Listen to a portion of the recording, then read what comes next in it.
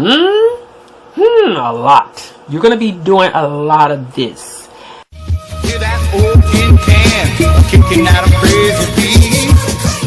So what is going on, guys? It is me, Troy, and I'm here again with another video, of course, because you just clicked on this video. And of course, I want to go ahead and say thanks to everybody who recently commented, liked, and subscribed, and etc. and etc. One day I'm gonna end up breaking my fingers doing all of that. But anyway, thank you to all the new people who are subscribed. You know, I will use that word subbies, but I do not like that word. That word is so big. It's one of those words that make me cringe, like subbies. It put me in the mind of puppies, and I like puppies, but I can't keep no puppies, so I don't want to call nobody subby, and that has nothing to do with this video. But for those who watch my channel, they know that sometimes I have to get my thoughts out as randomly as they come. Nonetheless, today I'm going to be talking about something that is really cool to me in a kind of sort of way. But I'm going to be talking about my reading of Nevada Barr's What Rose Forgot. And let's go ahead and put this preference or this disclaimer out of the way. I know some people feel some type of way about disclaimers, but I'm going to say what I want to say on my channel. But giving the connectivity between my brain and my tongue and my outside influence growing up, I do pronounce this the author's name as well as this term in general. Nevada, okay? Generally it's known as Nevada Barr, but I say Nevada Barr. So with that being said, I'm going to be talking about my reading of her latest release, which is called What Rose Forgot. And as you guys know, this author writes the Anna Pigeon series, and the Anna Pigeon series consists of 19 books following this woman, this park ranger named Anna Pigeon, who goes to various different national parks solving different mysteries. Easily, without a shadow of a doubt, the Anna Pigeon series is within my top 5 favorite mystery series ever to read. So in conjunction with that, of course, I will follow this author wherever she goes. And it just so happens that after the release of 2016's Barr Island, which is the 19th book in the Anna Pigeon series, here we are with 2019 with What Rose Forgot, which is a standalone. Unfortunately, What Rose Forgot, my tail could have forgot to be honest with you. So What Rose Forgot, let's talk about what this book is about. So What Rose Forgot follows the story of a woman named Rose Dennis. Rose Dennis is a woman in her late 60s, qualifying her as being elderly, although she's very still robust in her age, so that doesn't slow her down, not one bit. But unfortunately, what does end up slowing Rose down is the fact that given her age, she is kind of categorically speaking, she is susceptible to certain memory issues, particularly that of memory loss, a deteriorating memory, and a lack of recall ability. Now, these of course are symptoms related to elderly patients who are suffering from Alzheimer's.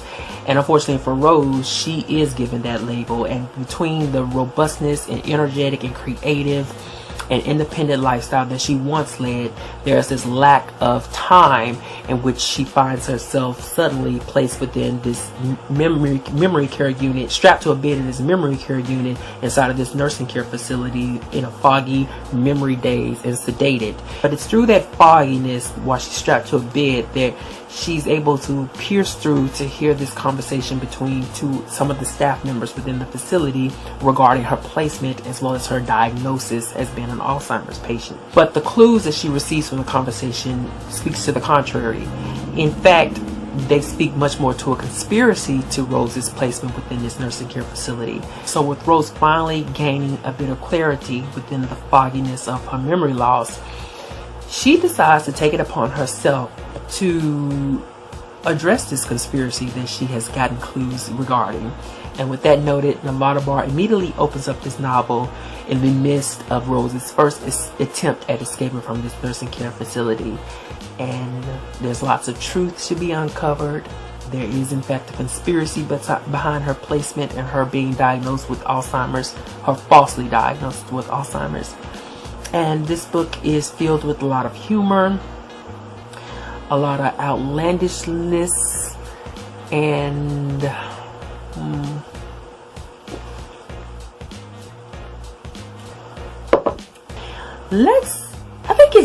I have conflicting thoughts, but I think it's very, very, very, very, very important, and it's important for me as well, I think.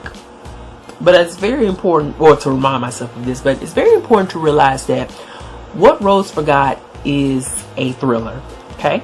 It's a mystery, but most importantly, it's a thriller. You know, with a mystery, the author can branch around and meander just a touch a bit, you know, and have a different, slower pace. But with a thriller, the author puts you, the reader, and most importantly, her protagonist on the rails. With a thriller, you're on the rails. There's a point A, there's a point Z. You're on the rails, all right? You have to race. It's a race. It's pace, faster pace. You have to get there.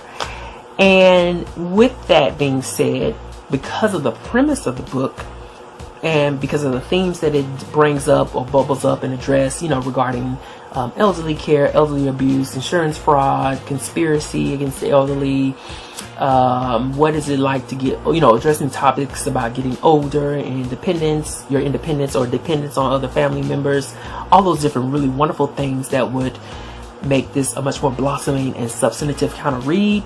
Those things are very cursorily addressed. That's fair. That is totally fair because, like I said, it's on the rails. Those topics are branching off in different areas, and you know, we really don't have enough time to stop to really dive into the depth of each of those individual topics. You feel what I'm saying? So I think that lended itself to just a touch of my disappointment because though I knew that it was going to be a very fast-paced read, I just wish it slowed down just a little bit for me, as someone who is like in his late 30s, to get these little independent nuggets of understanding of what it's like to be in the position of a character like Rose as it reflects to people in our natural lives. But of course I can go talk to my grandma about that kind of stuff, right? So that was kind of disappointing, but like I said, on the fairest note, it is a thriller, so I didn't or shouldn't expect too much of that. And like I said, the author did, at some cursory points, did kind of tackle those subjects. It's just it wasn't substantive enough for me. Totally fair. But even with that being said, and even with this book being on the rails as a thriller, y'all, this is how I process, okay? So y'all bear with me when I'm talking about the book. I say chop it up because I'm just talking about the book as my experience. Even with that being said, even with the book being on the rails, and you know, Rose has gathered her allies, such as her great niece, her sister who's a computer hacker, and one other individual. A lot of the scenes that were taking place as we were on the rails hitting each particular stop were they were really outlandish and unbelievable and just a tad ridiculous. And I want to be fair in saying that because I'm familiar with this author's tone of writing, she does employ a lot of humor, and it's a quirky kind of humor and slapstick maybe at some points kind of humor, and sometimes dark as well. But I think that what I want to say mostly is that the scenes that were used to generate the energy and pace of the book read much more like antics to me. Okay? They read much more like antics to me. And what I mean by that is, you know, Rose climbing on the roof to escape a menacing predator, assassin figure who has a knife clutched between his teeth as he pursues her on the roof. And then she takes the knife out, knocks one of his teeth out, stabs him.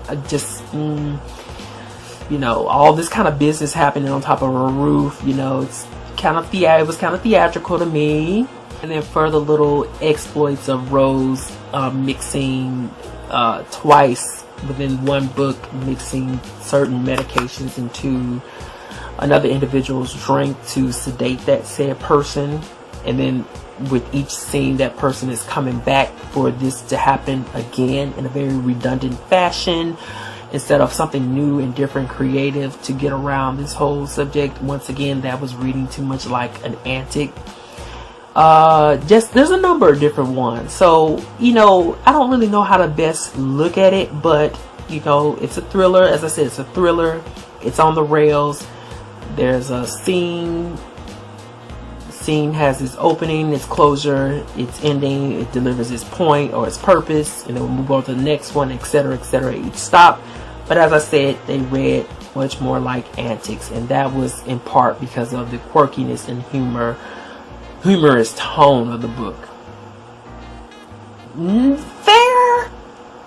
Fair, but I think that for me, after maybe like the third stop, I kind of got it. I was like, okay, well, well, here we go. Like, this is not going to be as serious as I had hoped for. So I guess you can kind of say it was one of those books where it was very character driven, where we were trying to look at all the theatrical and quirky nature of the character of Rose as she tries to uncover what was the conspiracy behind her being placed in this memory care unit.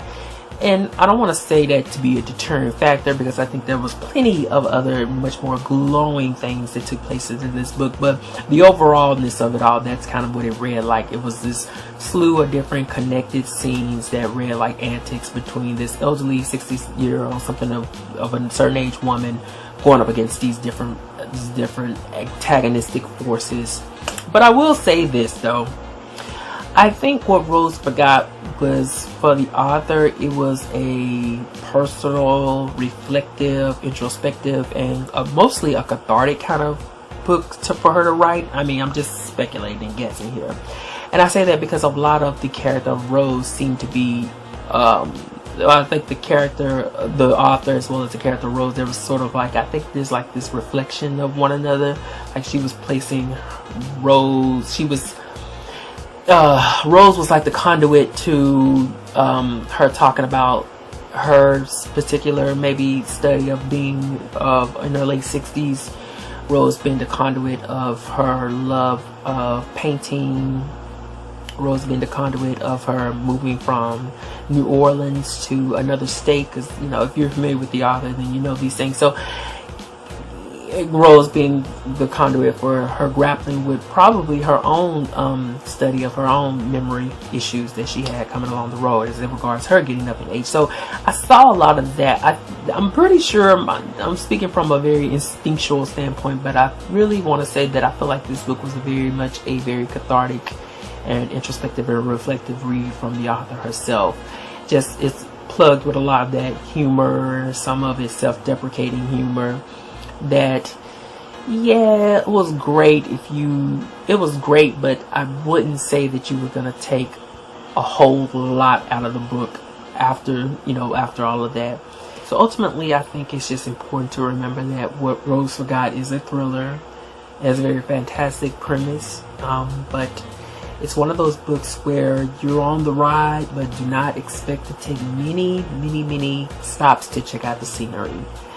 That's fair, totally fair. The only thing I can hope and pray for is that her publisher, that it sells well, and her publisher offers her another contract for 3 more books, and hopefully 2 out of those 3 books will be the next 2 Anna Pigeon books. So that's all I'm going to leave you guys with.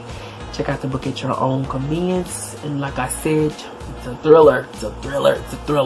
Great premise, but don't expect too much out of that premise. That's it.